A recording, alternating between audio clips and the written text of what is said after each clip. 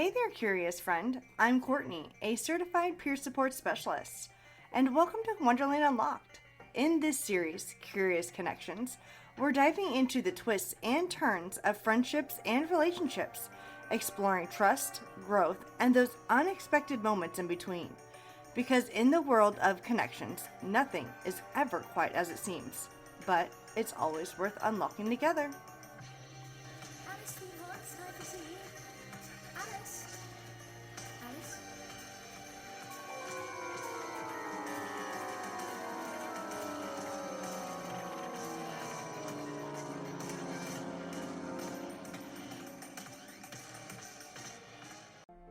Welcome back to Wonderland Unlocked. This is Curious Connections, the series where we deep dive into the twists and turns of friendship and relationships, all through the whimsical lens of Alice in Wonderland. Today, we're talking about the Tweedle Twins, the push and pull of codependent friendships. You know, the type of friends who are inseparable, but maybe too inseparable, the ones who can't seem to make a decision without the other, or who feel completely lost when apart. We'll be exploring what makes a friendship codependent versus just really close, the signs to watch for, and how to find a balance without losing that special connection. So grab your tea, hopefully no dormice in it, and let's unravel this together. Let's start by talking about Tweedledee and Tweedledum. They're practically mirror images of each other, finishing each other's sentences, moving in sync, even arguing in a way that keeps them completely wrapped up in their little world. They do everything together, and while it might seem adorable at first, it also raises a big question. Where does one begin and the other end? If Tweedledee suddenly disappeared, would Tweedledum still know who he is? This is a perfect symbol of codependency. In friendships like this, two people become so enmeshed that they start to lose their individual identity. They rely on each other for everything: validation, decision-making, even emotions. And at first, it doesn't feel bad. In fact, it can feel amazing, like you found your perfect match in a friend. Someone who gets you so well, it's like you share a brain. But over time, this kind of connection can become suffocating. Instead of feeling supported, you start to feel trapped. Instead of growing together, you end up stuck in a cycle where neither of you can move without the other.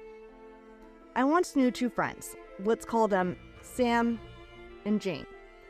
They were the definition of inseparable. If you invited one somewhere, the other was automatically coming. If one tried a new hobby, the other signed up too. Same clothes, same inside jokes, same favorite coffee order. At first, it was cute.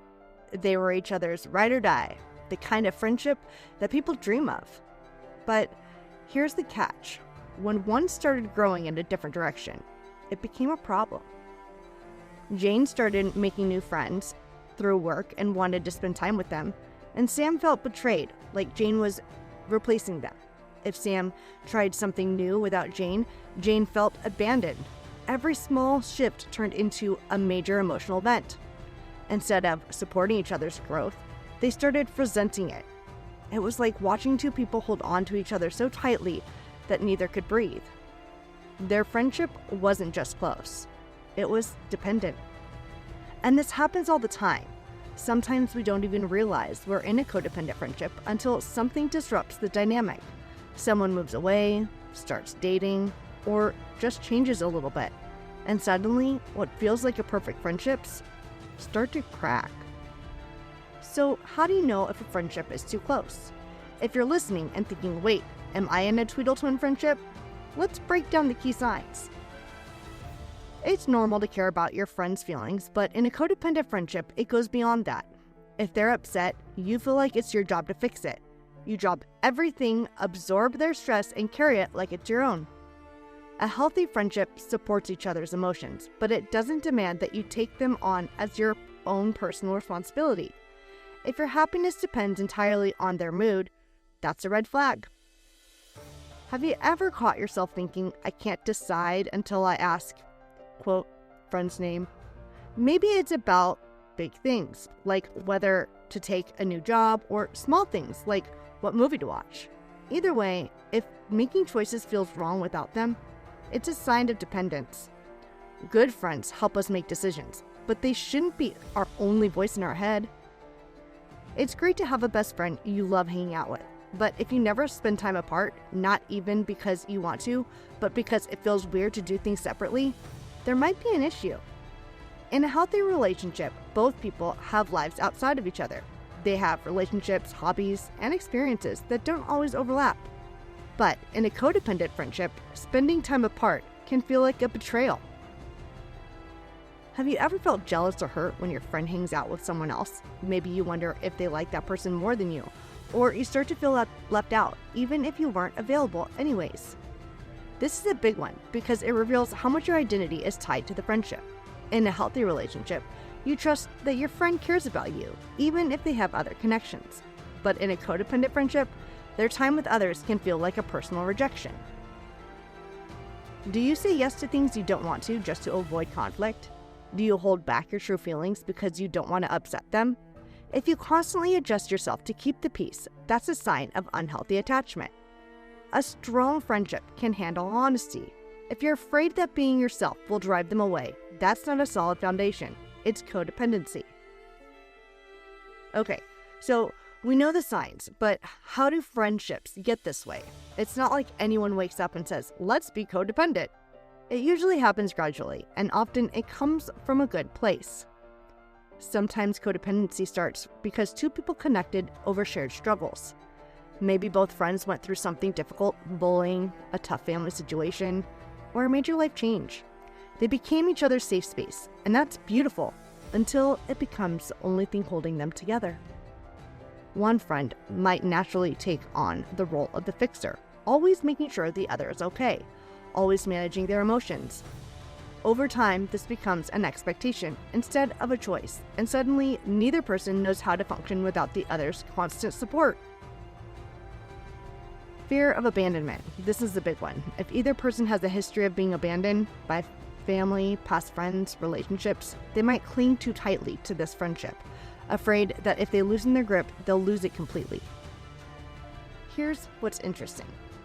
Tweedledee and Tweedledum never actually evolve. They stay locked in their pattern, circling around each other, never growing, never changing. And that's what happens when a friendship is codependent. It stops growing. Instead of pushing each other forward, you keep each other stuck. But here's the good news. You're not stuck in Wonderland. Unlike the Tweedles, we can recognize these patterns and shift them into something healthier. So, if you're listening to this and realizing your friendship might be a little too tangled, don't worry. The rest of this episode is all about how to untangle without losing the connection. Because trust me, the healthiest relationships aren't the ones that hold on the tightest. They're the ones that lift each other up. So if codependency is unhealthy, does that mean close friendships are bad? Of course not.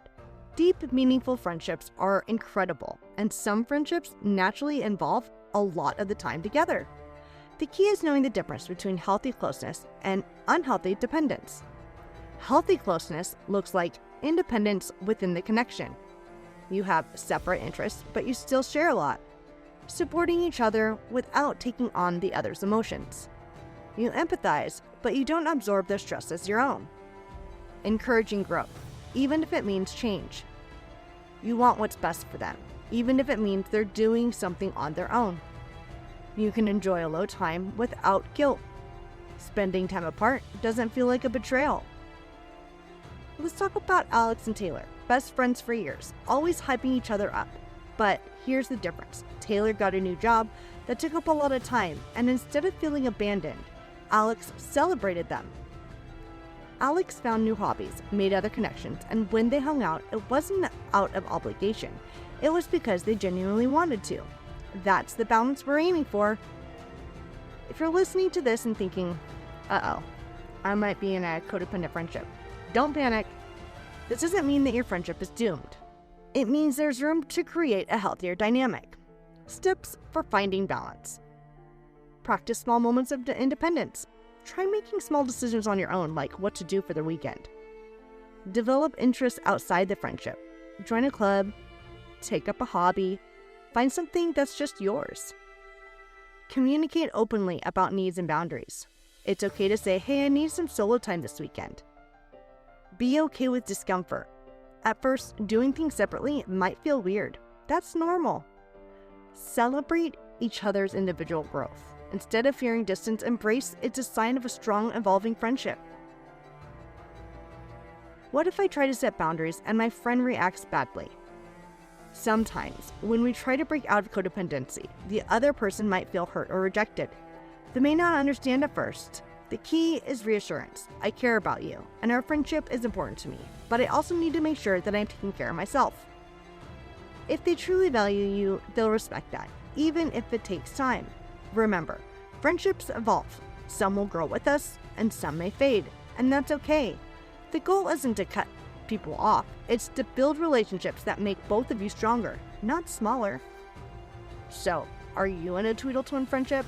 Do you recognize any of these patterns? Let's keep the conversation going. Message me and share your thoughts. Let's navigate this together.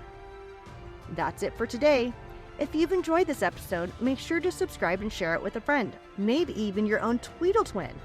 Until next time, keep unlocking those connections.